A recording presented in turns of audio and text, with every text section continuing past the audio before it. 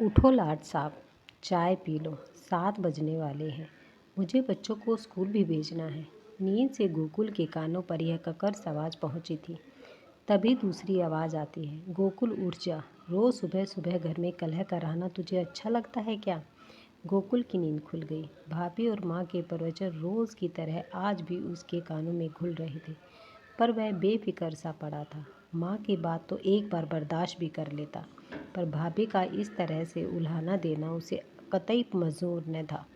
उसका जी करता कि कानों में कोई शीशा पिघलाकर भर दे।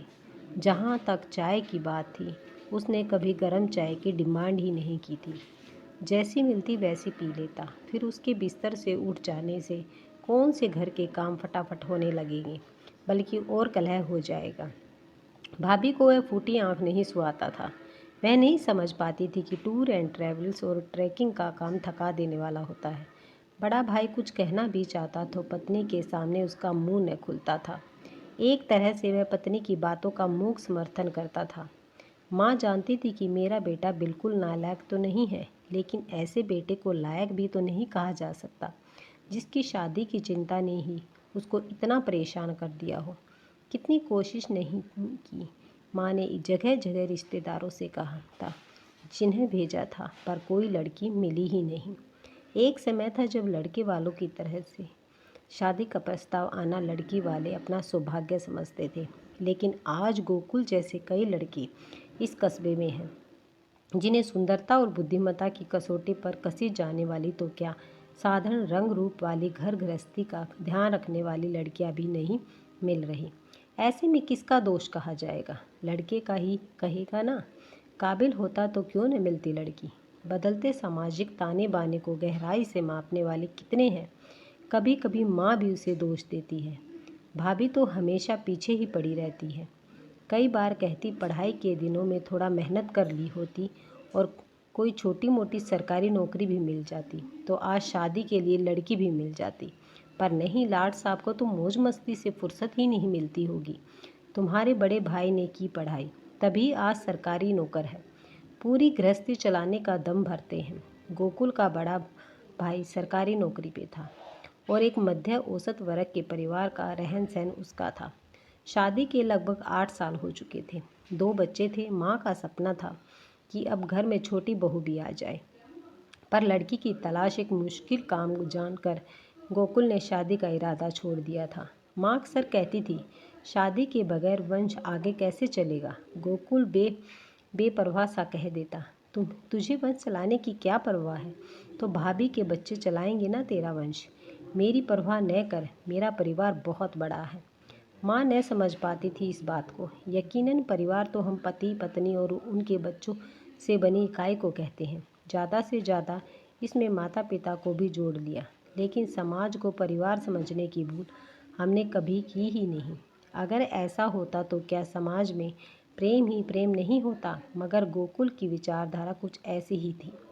बचपन से ही वह प्रकृति प्रेमी रहा था। पहाड़ में जन्म हुआ। आंखें खोलते ही सामने हरे भरे खेत, बर्फ़ से ढके पहाड़ देखे तो उन्हीं से मोहब्बत कर बैठा, और इसके बाद कभी किसी लड़की की मोहब्बत में गिरफ्तार होने का मौका ही नहीं आया। वह सोच सोच कर परेशान था कि भाभी उसे निठल्ला क्यों कहती है। न वह भाई भाभी पर बोझ था, न माता पिता पर। जो कुछ भी कमाता था उसका एक नियत हिस्सा घर खर्च चलाने के लिए माँ के हाथ पर रखता। इस बार जब उसने माँ के हाथ में 5,000 रुपये रखे तो माँ ने कहा, मुझे नहीं, अपनी भाभी को दिया कर ये पैसे। घर तो वही चलाती है। पर गोकुल की कोशिश भाभी से दूर रहने की होती। वह कहता, तू ही दे देना भाभी को। पहाड़ों से टक्कर लेने वाले गोकुल का दिल भाभी से डरता था, क्योंकि पहाड़ उसे मुकाबला करने का हौसला देते, जबकि भाभी अपने व्यंग बाणों से हमेशा उसे नीचा दिखाती और उसके हौसलों को पस्त करती थी। कल की ही तो बात है, जैसे ही वह ग्रुप को ट्रैकिंग कराकर 2 दिनों बाद थका हारा घर लौटा था, तो भाभी ने ठंडा दाल भात प्लेट में डालकर डाइनिंग टेबल पर रखकर जोर से कहा था, आ गए लाड साहब हिमालय की यात्रा से, पेट पूजा कर लो। यह अपमान बहुत भारी था। माँ को भी बहुत बुरा लगा था, पर बहू ने उसे अपने मोह पाश के जाल में ऐसा उलझाया था कि वह छोटे बेटे की सुध लेना ही भूल गई। दरअसल माँ अपने बेटे की शादी को लेकर बहुत परेशान थी। हर माँ की तरह उसका भी अरमान था कि बेटे की शादी हो जाए, माँ की जिम्मेदारी पूरी हो जाए। पर बहुत हाथ पैर मारने पर भी छोटी बहू नहीं मिली। छोटी बहू की तलाश अब गोकुल के आत्मसम्मान को चोट पहुंचा रही थी। यूँ तो वह हमेशा ही कम बोलता था, लेकिन इधर कुछ दिनों से वह ज़्यादा चुप था। उसकी यह चुप्पी आने वाले तूफान की चेतावनी सी लग रही थी। यह सच है कि विरोधी पर हथियार का प्रयोग अगर सही समय पर न करो तो वह खुद पर ही वार करने लगता है। कितना अपमान सहा था गोकुल की चुप्पी ने। चुप तो वह आज भी रहेगा, पर अपने ही तरीके से वार करेगा। आखिर 4 दिनों के बाद उसने हाथ जोड़कर माँ से अपना कर्तव्य बता दिया। मैंने शहर में पर्यटन कार्यालय के पास एक छोटे से कमरे में अपने रहने का इंतज़ाम कर लिया। मेरी वजह से आप सबको जो तकलीफ़ होती रही अब वह नहीं होगी। माँ तो माँ थी, यह सुनते ही हताश हो गई। कई बातें उसके दिमाग में घूमने लगी, गोकुल के खाने पीने का इंतज़ाम वगैरह। पर आज गोकुल किसी की सुनने वाला नहीं था। उसका व्यवहार अपेक्षाकृत संयत था। माँ के दोनों कंधों पर हाथ रखते हुए कहता है, मैं पास ही शहर में हूँ, यहाँ से मात्र 2-3 किलोमीटर दूर। जब मेरी याद आए मुझे फ़ोन कर लेना, मैं मिलने आ जाऊँगा या बुला लूँगा। भाभी मन ही मन गोकुल के इस फैसले से खुश थी, पर मन में थोड़ा सा कुछ-कुचाहट थी कि महीने के बंधे हुए 5,000 रुपये अब नहीं मिलेंगे। और इसके अलावा भी समय समय पर गोकुल खाने पीने के घर का ज़रूरी सामान लेकर आता था, वह भी बंद हो जाएगा। गोकुल महीने के 15-20 दिन तो पर्यटक के साथ टूर पर ही रहता था। घर में उसके खाने पीने का खर्चा ही क्या था। कई बार उसके आने की खबर नहीं होती तो भाभी खाना बचाकर भी नहीं रखती थी। पिंडारी ग्लेशियर, कफनी ग्लेशियर, नीलम ग्लेशियर, पंच केदार, ओली और भी न जाने कहाँ कहाँ जाता था। वह टीम को लेकर और टेंट लगाकर कई दिनों तक वहीं ठिकाना बना लेता। जब भी वह एडवेंचर की दुनिया की तरफ बढ़ता, दिन रात भूल जाता, लेकिन संयुक्त परिवार में यह संभव नहीं था। एक 27-28 साल का युवा भाभी की डांट खाए ज़रूर उसके मन को आघात पहुंचता था। अगस्त का महीना था, वह अपने नए ठिकाने पर पड़ा हुआ था। अब जल्दी जागने की ज़रूरत नहीं थी। पिछले 2-3 दिनों से वह महसूस कर रहा था कि आज़ादी का सुख कितना बड़ा होता है। तभी 2-3 विदेशी लोगों का ग्रुप उसे ढूंढते हुए वहां तक पहुंचा और बोला कि उन्हें पिंडारी ग्लेशियर जाना है। पहाड़ों में बहुत बरसात हो रही है। गोकुल ने उन्हें समझाया कि बरसात का समय है और यूँ भी पहाड़ी क्षेत्रों में मौसम का कोई पता नहीं रहता। वे अपने इस एडवेंचर टूर को 1 महीने के लिए स्थगित कर दें या कहीं और चलने को तैयार रहें, लेकिन विदेशी ग्रुप पिंडारी जाने की जिद पर अड़ा रहा। एक बोला, हम इतनी दूर से आए हैं, 1 महीने का इंतज़ार कैसे कर लें? हमारे वीज़े की भी एक समय सीमा है। ऐसे में गोकुल को उनके साथ जाने का इंतज़ाम करना ही था। यह असली एडवेंचर था। आपदा विभाग ज़्यादा सक्रिय नहीं था। मोबाइल सिग्नल पहाड़ों में नहीं मिलते थे। लोकल लोगों की मदद से पुल बनाकर पर्यटक पिंडर नदी पार कर लेते थे। हिमालय के लोगों और उनकी संस्कृति को जानना इस विदेशी घुमक्कड़ की चाहत होती थी। साथ ही गोकुल भी बहुत कुछ सीखता था। पिंड पर सामान बांधकर सुबह सुबह ट्रैकिंग वाले स्थान पर पहुंच गए। 5 किलोमीटर ट्रैकिंग की और चाय पी। थोड़ी देर रुककर प्राकृतिक दृश्यों का आनंद लिया। फोटोग्राफी के शौकीन लोगों ने कुछ तस्वीरें ली। तस्वीरें शोध में भी अहम भूमिका निभाती हैं। और फिर आगे चलकर बेस कैंप में खाना खाया। थके और भूखे होने पर यह साधारण सा खाना भी इतना स्वादिष्ट लगता था जैसा किसी बड़े बड़े होटल का खाना भी नहीं। विशेष तौर पर बनाया गया पहाड़ी खाना पर्यटकों के लिए आकर्षक होता था। यात्राओं से तन और मन अक्सर दोनों प्रफुल्लित होते थे और सेहत तो बढ़िया रहती ही थी। पुनर्जागरण काल के बाद दुनिया में अनेक तरह की क्रांतियाँ आईं। यह एक नई क्रांति का दौर था, जहाँ रोजगार जैसी समस्याओं से जूझने वाले युवा शादी के बंधन से दूर रहना चाहते थे। वहीं लड़कियों में भी पढ़ लिख कर अपने पैरों पर खड़ी होने की होड़ मची थी। बड़ा न सही, छोटा मोटा काम भी काम और रोज़गार ज़रूर करना चाहती थी ताकि आत्मनिर्भर रहे। और उनकी इस जिद ने उनके सपनों को भी विस्तृत आकाश दिया। ऐसे में जब आकांक्षाएं बड़ी हो जाए तो जीवन साथी का चुनाव काफ़ी कठिन हो जाता है। दोनों ही तरफ से विवाह जैसी संस्था को चुनौती मिलनी शुरू हो गई थी। गोकुल के ट्रैकिंग ग्रुप में ऐसे लोगों की संख्या बढ़ने लगी थी जिन्होंने ताउम्र अकेले रहने का फैसला कर लिया था और ये सब एक दूसरे के अच्छे दोस्त थे। इसकी रुचि एक थी, इसकी मंजिल भी एक थी।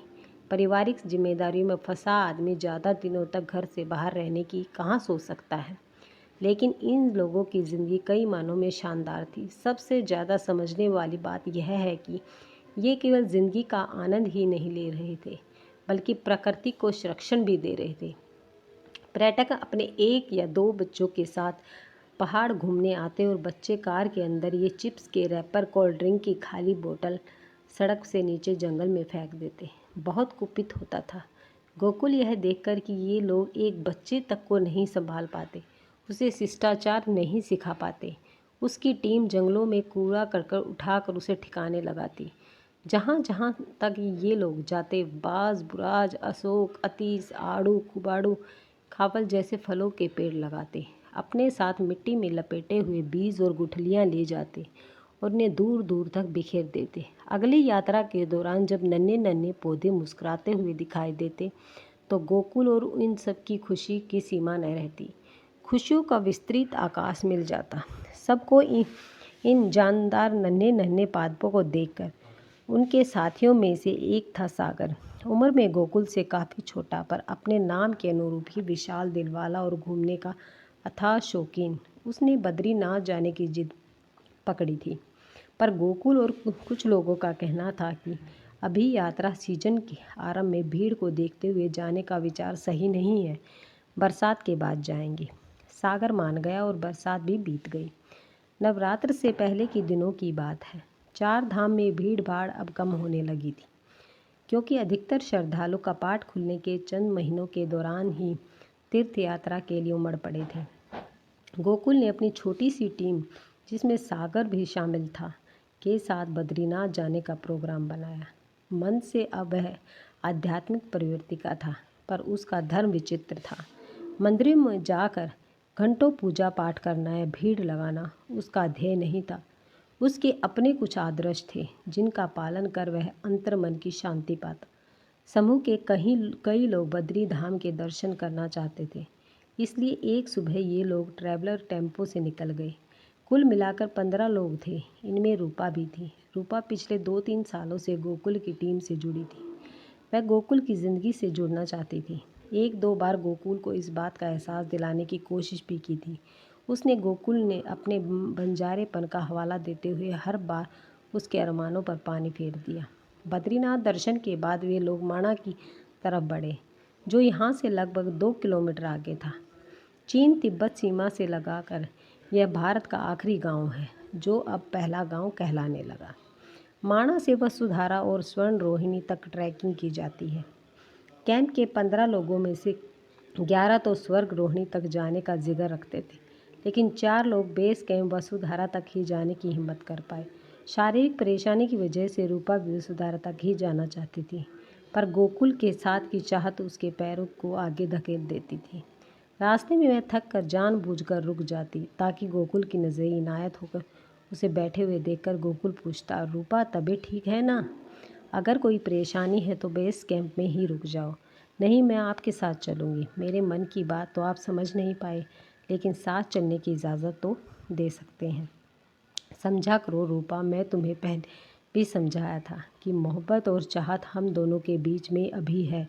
उसकी शादी के बाद उम्मीद मत रखना। शादी के बाद जीवन बिल्कुल बदल जाता है। किसी भी शादीशुदा जोड़े को लेकर सोच लो, क्या तुम रोज़ ट्रैकिंग में इस तरह मेरे साथ आ पाओगी? मेरा रोज़ रोज़ घर से बाहर रहना ही तुम्हें खलने लगेगा और फिर शुरू होगी चिकचिकबाजी। इसलिए शादी जैसी बात को मन से निकाल दो। वह अपनी कहानी रूपा को सुनाता है कि उसकी माँ ने कितनी कोशिश की थी शादी की, लेकिन लड़कियों के अजब नखरे थे। समय रहते अगर रूपा उसे मिल गई होती तो ज़रूर शादी कर लेता, लेकिन अब तो स्वच्छंद रहने की आदत हो गई है। अपने भाई भाभी के झगड़ों के बारे में रूपा को बताता है कि कैसे घर में सिर्फ भाभी का ही राज चलता है, न माँ का न बड़े भाई का। अचानक रूपा का हाथ पकड़कर वह कहता है, ज़रूरतें तो तुम्हारी भी हैं, मेरी भी है। बिना किसी बंधन में बंधे हम पूरा करेंगे। ये जो पेड़ पौधे या पशु पक्षी हैं, ये सब हमारे बच्चे हैं। हम इनको पालेंगे, इनकी देखभाल करेंगे। इससे बड़ा सुख और कहीं नहीं। खैर देवर सवेरे रूपा भी सच्चाई को समझ गई और अब वह बगैर शादी के ही खुश थी। लगभग 8 दिनों बाद वे लोग वापस घर लौटे। ज़्यादा दौड़ भाग की वजह से एक दिन गोकुल बीमार पड़ गया। किसी ने बड़े भाई को फ़ोन कर बताया वह ऑफिस में था। घर पहुंचकर माँ को साथ लेकर गोकुल के कमरे में पहुंचा। वहां जाकर देखा तो दंग रह गया। जिस गोकुल को घर में इतनी घुटकियाँ मिलती थी, बात बात पर भाभी की 10 बातें सुननी पड़ती थी, उससे मोहब्बत करने वाले सैकड़ों लोग वहाँ पर खड़े थे। यह देखकर माँ की आंखें भीग गई। उसे गोकुल के शब्द याद आ रहे थे, माँ मेरा परिवार तो बहुत बड़ा है, देखेगी ना तो आंखें फटी की फटी रह जाएंगी। सामने दीवार पर ट्रैक विद गोकुल का शानदार चमचमाता बोर्ड लगा था, जो शाम गिरने के साथ रोशनी की चमचमाहट में और ज़्यादा चमकदार हो रहा था। स्ट्रेस और गर्मी से होने वाली परेशानी थी, जो कुछ ही दिनों में ठीक हो गई। गोकुल का काम अब बढ़िया चल रहा था। कर्णप्रयाग से आगे चोपता में उसकी टीम के साथी विशन की ज़मीन थी। उसी का आइडिया था कि लोग वहाँ पर पर्यटकों के टेंट और होम स्टे की व्यवस्था करें तो रोज़गार भी बढ़िया चलेगा और लोगों को सुविधा भी होगी। गोकुल को भी आइडिया पसंद आया, तो उसने इस शहर को छोड़कर उसे अपना ठिकाना बदलने की सोची। इतना बड़ा फैसला लेने से पहले एक बार वहाँ जाकर व्यवस्था देख लेने के इरादे से वह कुछ लोगों को लेकर चल दिया। विशन पहले ही पहुँच चुका था। 5-6 कमरों का छोटा सा घर विहार ले चुके थे। विशन ने खाना बनाने के लिए गैस, कुछ बर्तन, राशन का सामान कर इंतज़ाम कर लिया। टीम जब चोपता पहुंची तो सबकी खुशी का ठिकाना न रहा। रूपा उछल कर बोली, अब यही होगा हमारा परमानेंट ठिकाना। तभी टीम का एक मेंबर उससे पूछने लगा, क्या तुम्हारे पेरेंट्स तुम्हें अलाउ कर देंगे? हाँ, क्यों नहीं, जो लड़कियां जॉब करती हैं, क्या वे घर से अलग नहीं रहती? मैंने घर में बता दिया है कि मुझे माउंटेनियरिंग पर प्रशिक्षण लेना है और मैं आगे चुप्ता में ही रहूँगी। फिर सवाल आया, खाना खाने का। इतने सारे लोगों के लिए खाना बनाने की व्यवस्था क्या किसी को किराए पर रखना होगा? गोकुल इस सवाल से जूझ ही रहा था कि टीम के उत्साही युवक युवतियों ने फटाफट आलू छीलने शुरू किए। दबंग सी दिखने वाली मोना बहुत भूख लगी है यार, कहते हुए आटे का पैकेट फाड़ कर प्रांत में डालकर उसे गूंदने लगी। गोकुल ने सोचा भी नहीं था कि मोना इस तरह से घर का काम भी कर सकती है। 1 घंटे के अंदर खाना तैयार था। समीर एक कोने पर बैठा हुआ सलाद के लिए प्याज, टमाटर और खीरा काट रहा था। हंसते हंसते सभी ने खाना खाया। कुछ लोगों को प्लेट मिली, कुछ लोगों को पत्तल, लेकिन इस तरह से कोई फर्क नहीं पड़ना था। गोकुल हंसते हंसते बोला, जो पत्तल में खा रहे हैं वे इसे गाय के बर्तन में डाल देंगे और प्लेट में खाने वाले प्लेट खुद धोएंगे। हंसी का एक ठहाका गूंजा और चोपता की शांत वादी में देर तक विचरण करता रहा। इससे सुंदर परिवार का एहसास और क्या हो सकता है। शायद इन सभी लोगों के मन में यह विचार एक साथ उठ रहा था। 3-4 दिन यहाँ रहते हुए हो गए थे। गोकुल टीम के कुछ लोगों के साथ आसपास की जगह भी एक्सप्लोर कर आया था। अब उसे इस बात का एहसास हो गया था कि यहाँ रहने में किसी भी प्रकार की कोई अड़चन नहीं आने वाली। रजिस्ट्रेशन और दूसरी औपचारिकताएं विशन पूरी कर रहा था। खाना खाने के बाद बर्तन धोने का काम भी ये युवा खुशी खुशी कर लेते। जलवायु परिवर्तन का असर पहाड़ी क्षेत्रों में भी साफ दिखाई दे रहा था। अक्टूबर का मौसम अपेक्षाकृत गर्म था और नवंबर का सुहावना लग रहा था। 4 धाम यात्रा समाप्त हो आई थी। पर्यटकों को भीड़ भाड़ अपेक्षाकृत कम हो गई थी। अब आने वाले महीने में ओली में बर्फ़ पड़ने पर स्कीइंग की प्रबल संभावना बनी हुई थी। गोकुल का ध्यान इस ओर भी था। अपनी टीम को काम समझाकर 3-4 लोगों को साथ लेकर वह आपस शहर लौट आया। अब कुछ दिनों में इन लोगों को सभी का सामान लेकर चोपता जाना था। गोकुल के पास ज़रूरत भर का थोड़ा सा सामान था जो लगभग पैक हो चुका था। उससे जुड़े कई लोग उदास दिखाई दे रहे थे, क्योंकि उन सभी का चोपता जाना संभव नहीं था। उन्हें वहीं रहकर बिजनेस में सहयोग करना था और पर्यटकों को लेकर जाना था। गोकुल ने महसूस किया कि जाने से पहले एक बार माँ और भाई से मिलना ज़रूरी है। यही सोचकर उसके कदम पाइन हाउस की तरफ बढ़ गए। उसके साथी उसके पीछे हो लिए। वहाँ पहुंचकर गोकुल ने घंटी बजाई तो भाभी ने दरवाज़ा खोला। लगभग 7 वर्षों बाद गोकुल को सामने खड़ा देखकर वह चौंक गई और कुछ पलों के लिए जड़ हो गई। गोकुल का कमज़ोर दिखने वाला चेहरा आज होश-पुश था। उसमें लालिमा थी। होश संभालने पर भाभी ने प्रश्नवाचक दृष्टि उसकी ओर गड़ाई और औपचारिकतावश उसे गेट के अंदर आने को कहा। गोकुल ने पीछे मुड़कर देखा तो एक हुजूम वहाँ पर आकर खड़ा हुआ। जिसमें उसके हम उम्र युवक युवतियाँ और कई छोटे बड़े बच्चे भी शामिल थे। प्रणाम भाभी, माँ कहाँ है? पड़ोस में गई है समय काटने। ठीक है, मैं माँ के आने तक यहीं पर इंतज़ार करता हूँ, चाहो तो अंदर बैठ सकते हो। मेरा इतना बड़ा परिवार समा जाएगा क्या आपके घर में? गोकुल ने अपने साथियों को बाहर ही खड़े रहने का इशारा किया और माँ के कमरे की तरफ बढ़ा। बच्चे कहाँ हैं? दिख नहीं रहे, दोनों की शादी हो गई है। नितिन यहीं 2 घर छोड़कर रहता है और जतिन दानपुर मोहल्ले में। यह कहते हुए भाभी थोड़ा शर्मिंदा हुई।